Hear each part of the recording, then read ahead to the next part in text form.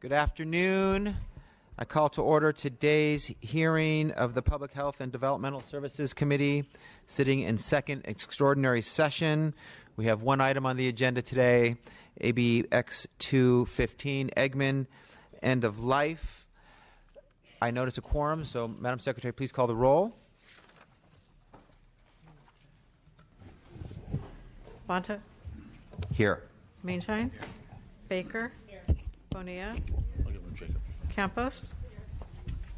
Garcia? Levine? Mays? Santiago? Steinnorth? Stone? Thurmond? Wood? We have a quorum, and thank you, Assemblymember Eggman and Senators Wolk and Monning for authoring this important measure in the interest of providing terminally ill Californians with another end-of-life option, which will allow them to die with dignity. I want to talk about time limits quickly. Given the heightened interest in this bill and to ensure a robust debate, I'm allowing additional testimony beyond our normal committee rules. We will allow a total of 15 minutes for expert witnesses on each side. After we hear from witnesses on each side, we will allow time for members to ask questions while the testimony of witnesses is still fresh in their mind. After members have asked questions directly of authors and witnesses, we will open their microphones for public testimony. All additional witnesses will state only their name, organization, or city, and position on the measure. The sergeants will be directing members of the public to the nearest microphone, alternating between the floor down here and the gallery above. I want to thank everyone for being here today and for your interest and engagement in this issue.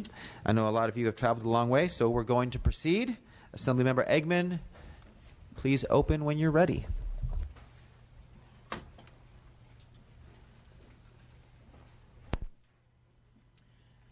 First, I'd like to just thank everybody who's here today. No mic. No mic. No mic. Mike's my brother's name, Susan. Are we on? 4 minutes, grab a seat or somewhere else. Test? Nope.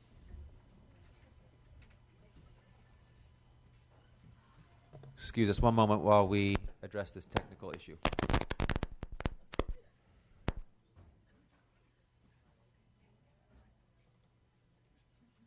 Maybe now? No? She just wants to have a seat and sit down and talk.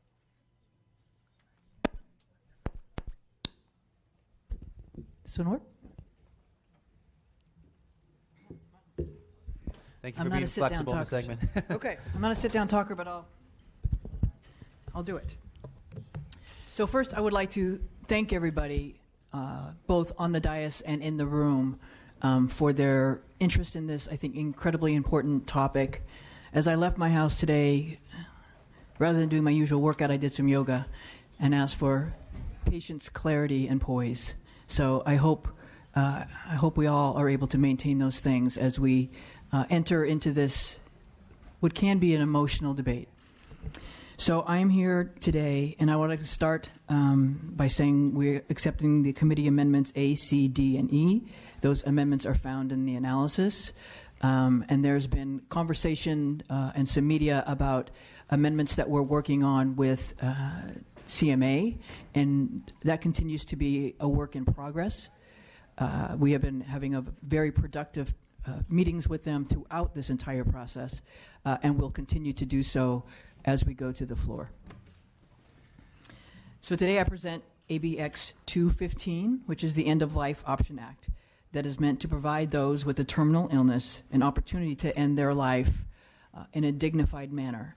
And while this says dignified manner, I'd like to say during my long years as working in end of life, doing research in end of life, working as a hospice social worker and sitting with hundreds of families as they approach this this event in their life, because it really is a life event, much like birth.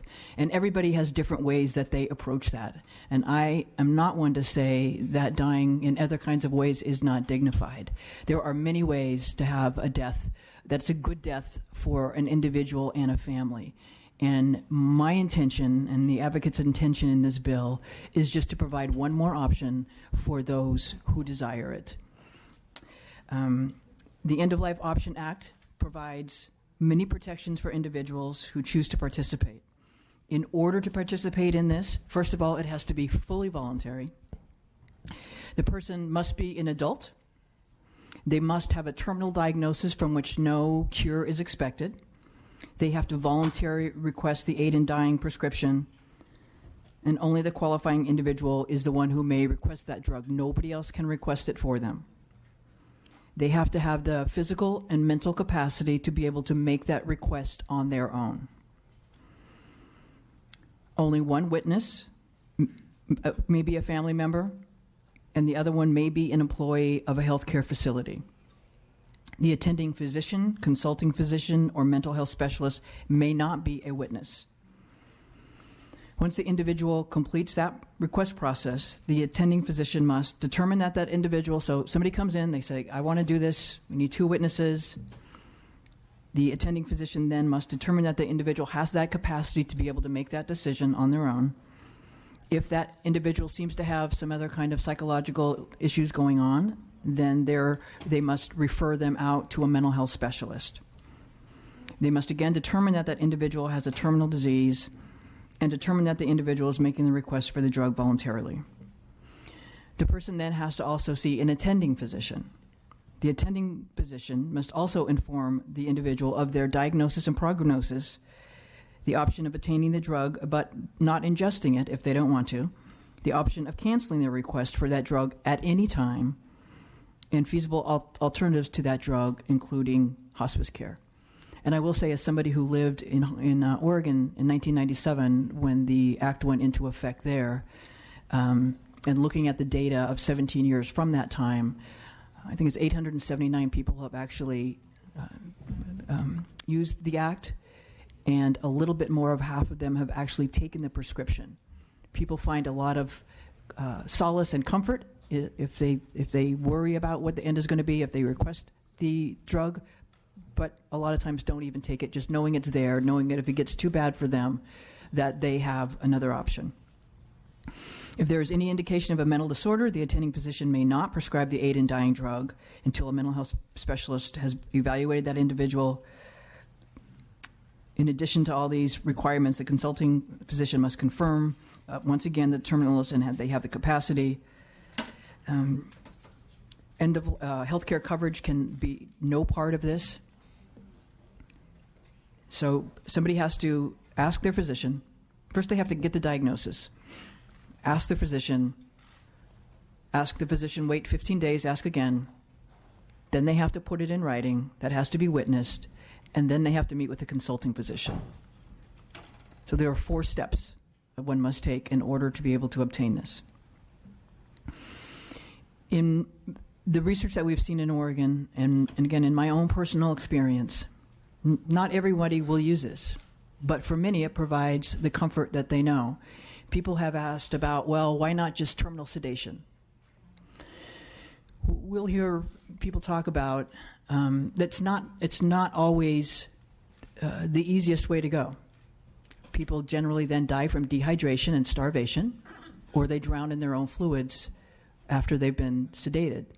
The sedation does not always hold, and oftentimes they wake up within a week entering into this progress, and most of the time with their family sitting watching them wake up in a terror. One of the most poignant, I think, remarks we heard was from Jennifer Glass. You may have read about her. She was at our first press conference and was incredibly eloquent when she talked about, I have stage 4 lung cancer. I have done everything I can, from chemo to radiation to Reiki to everything I can. But nobody should be able to prolong my death that I have come to accept as inevitable. She died a week before we reintroduced this bill in exactly the way she feared. Exactly the way she feared, with her family sitting bearing witness at that time. That's what we want to avoid happening, that if people want that option, they have it. Again, we have over 17 years of data from Oregon that says there has never been a lawsuit, it's never been abused. It is not something that is overly utilized. We have also seen hospice rates go up, partly because I think we are more comfortable then in being able to talk about end-of-life issues. And I know, based on my own life experience, we are a death-defying culture. We like to think that if we don't talk about it, it's not going to happen. Well, my friend, just like we'll all be termed out of this legislature at one point, we will all be termed out of this life at one point also. And hopefully we all want to do that on our own terms. And again, for many, it is just to go through the process as naturally as it happens. For others, you go through that process as naturally as it happens, but we all have that point, whether it be the loss of autonomy, whether it be the loss of your bowels, whether it be pain that can't be controlled. But in your final couple weeks, you might want to have one more say, especially as I think as my generation continues to age, who have always placed a great value on having a level of control on their life. I think we deserve that in our death. And because we have the medical technology now, because it's now legal in 5 states, because 70% of Californians, according to the last PPIC poll, are in support of this, I don't want this to be something that we abdicate our responsibility and can't pass legislatively and send it to the ballot. I think this should be something, because there's been such negotiation into a more perfect bill to be able to deal with the huge imperfections of death, that we be able to provide this for the Californians who are waiting. And people say, why not just wait for this 2-year process?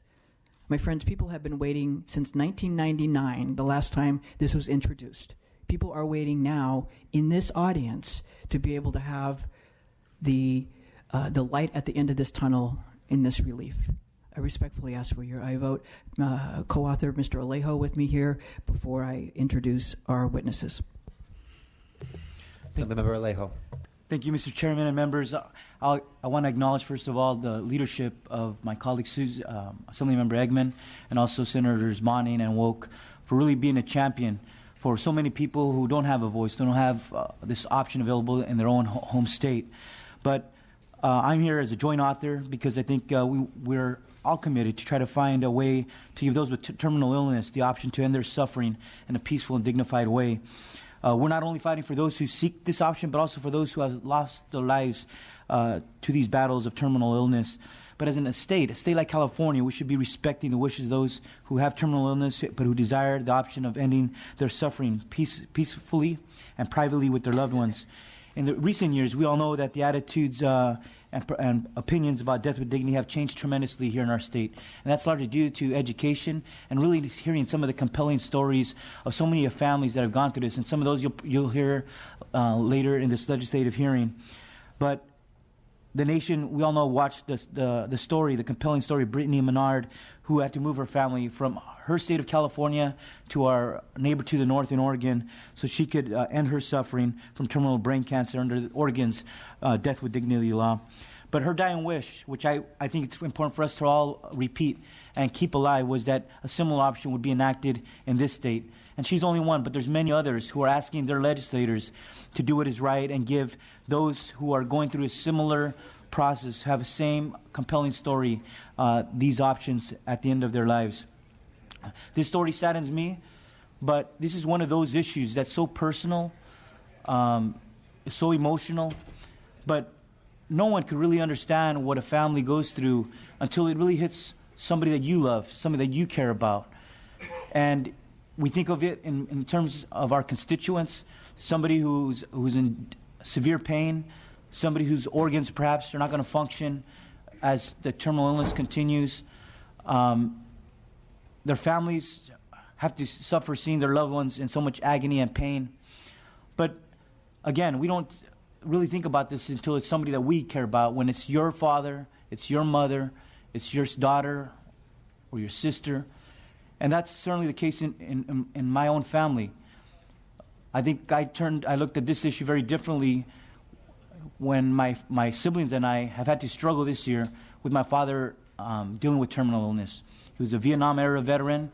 He was a pastor of his church. He has limited time on this earth.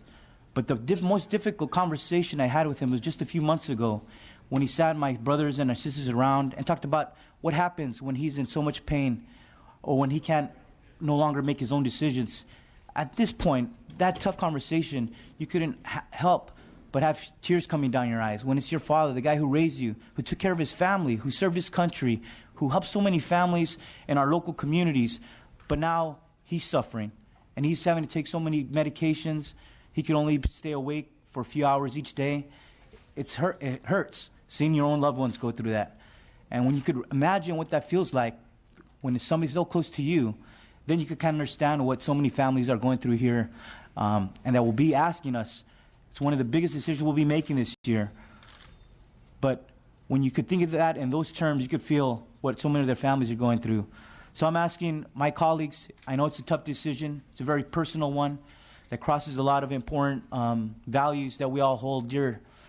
But this is about not our own individual choices. It's about giving options to those that we deeply care about. With that, I respectfully ask for your support of this bill today.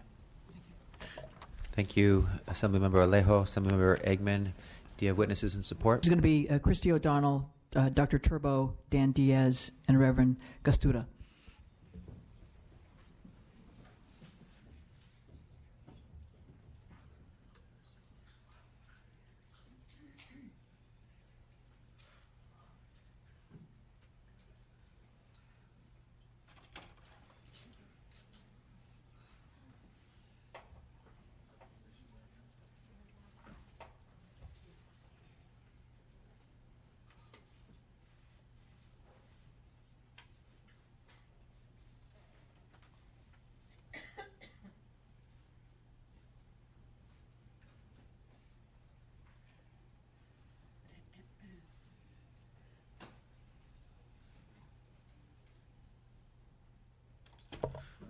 Please feel free to proceed in the order that you prefer. You have a total of 15 minutes for your presentations.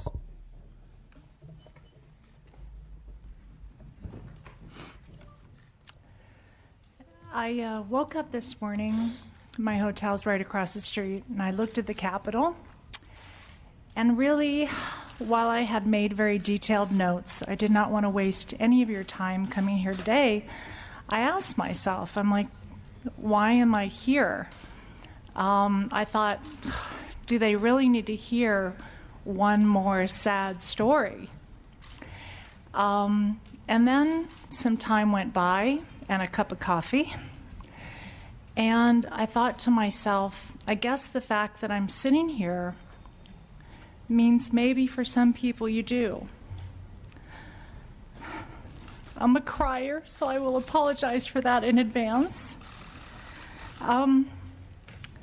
I was here at the Senate Health Committee and had the privilege of speaking then. At that time, that was 5 months ago. At that time, I had cancer about the size of a golf ball in my lung that had already spread to 3 tumors in my brain. And I told the senators at that time, my name is Christy O'Donnell. I'm a single mom of a beautiful 21-year-old who I'm going to leave to the end of my remarks because I can barely say her name without crying. And I've been diagnosed with stage 4 adenocarcinoma, which is just a very fancy way of saying cancer of the lung. Since that time, since I last spoke, my condition has deteriorated, and the cancer is now spread throughout my entire liver. I have cancer in my spine, in my rib, and I really am at the end of my treatments. I knew this was going to come, so it's not a surprise. And I'm not afraid to die. I spent 10 years with LAPD, and the day that I stood up and took the oath to enforce the laws of this state, I was prepared to lay down my life for anyone here that needed it. And after spending 10 years with the Los Angeles Police Department, as a police officer working the field, as a sergeant, as a detective, I then decided somehow I thought I could make more of a difference being an attorney. So I went to law school while I was still with LAPD. And bless my kid's heart, she came with me an entire semester, sat under my little desk with her blanket, and learned everything she never wanted to know about constitutional law. And contracts. So when we didn't get the mayonnaise on the hamburger at McDonald's, she wanted us to sue as for breach of contract. And because my condition has deteriorated, it's even more important for me to share with all of you that as a control freak my entire life, those of us who are control freaks tend to somehow end up in law enforcement and the law. To think that I spent 2 decades enforcing the laws that you decided either on an aye vote or a no to make law in this state, and to think that I had no control over that in my own death was quite frustrating to me, as you could imagine. To think, when I look at my daughter, that when she sits next to me and falls asleep, told you I just mentioned her and I cry. When she falls asleep, as we all do after a long day's work, I realize when I look at her and kiss her that she's alive because I legally got to make that choice. Our laws allow me as a parent to make a decision about her, whether she lived or died. And yet now that I'm at the end of my life, I don't have that same decision here in California because it's where I live. Again, quite frustrating to me. So now to some of the remarks that I wanted to share with you. Thank you. I apologize. I am trying to be conscious. My apologies. People say to me that you look good. You know, they look at me and they don't see that I have cancer. But what you don't see as I'm sitting here, you don't see that my back is filled with shingles. You don't see that I had 6 shots in my back just to be able to sit here. The operations I've undergone, the brain surgery, the radiation, I have absolutely taken advantage of every medical possibility there is for me to live. So I do not want to die. If you saw me around my kid for 1 second, you would know that I want to live, and every moment is precious. I understand, and I don't want this to be a bipartisan issue. I'm a Republican, I'm a Christian, and I carried my daughter in my arms every year into the voting booth with me because I wanted to instill in her how important it is to vote. And watching her at 18 walk into that voting booth to vote her own conscience was a very proud moment. I don't believe that this should be a bipartisan issue because it is truly the only civil rights issue that affects every single human being, not in the state of California or the U.S., but the entire world. I wanted to share with you, if I may, just some of the opposition arguments that I wanted to respond to in case we ran out of time later, if that's all right. I have heard from the opposition, specifically disability rights groups, that this law may possibly infringe on the rights of those who are disabled. I sit there and struggle with that because every single terminally ill patient fits the legal definition of disability.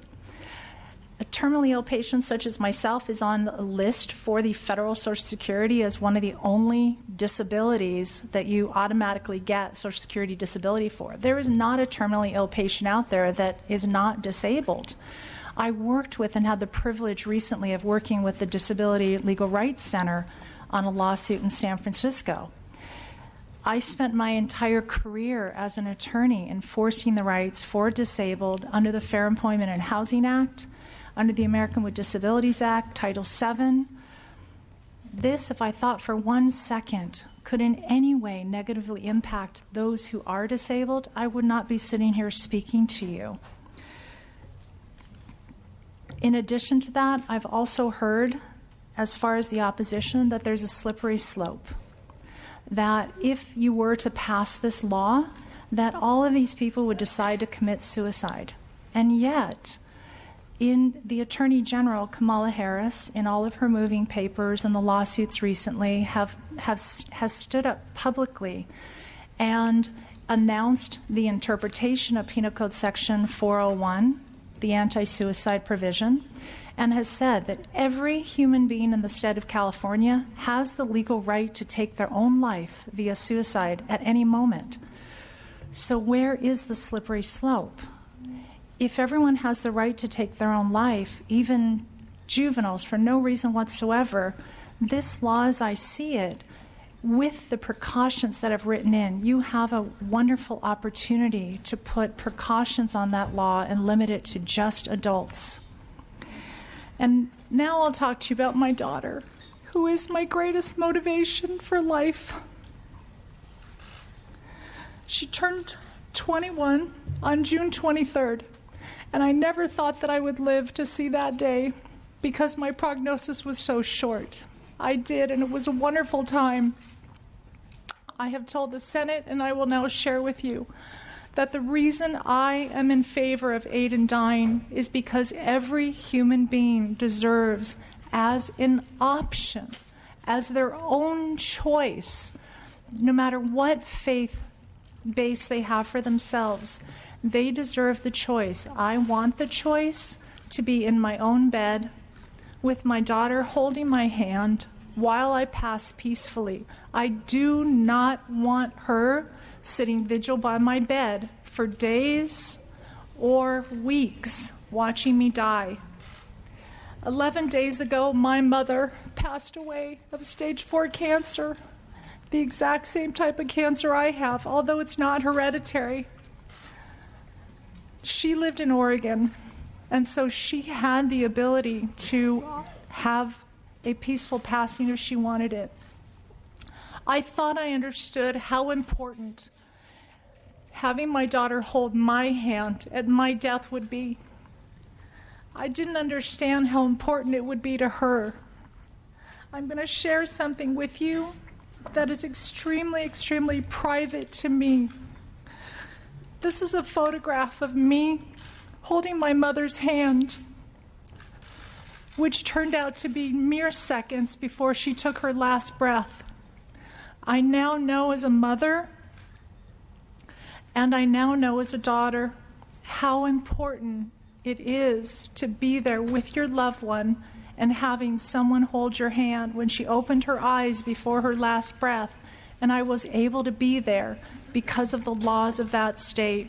So I personally implore each of you, I want you to make a thoughtful decision and to think about how important it would be for you to have your most loved person in your entire world having the choice to be there holding your hand when you take your last breath. Thank you. Good afternoon, Mr. Chair and committee members. My name is Dr. Myron Turbo, and I'm a board-certified medical oncologist. I, like a majority of California oncologists who have been surveyed, support the End-of-Life Option Act. I have served as a hospice medical director for over 20 years. I'm a founding member of the American Academy of Hospice and Palliative Medicine. Although I'm retired from the practice of medicine, I still teach at Stanford as well as lecture on end-of-life issues.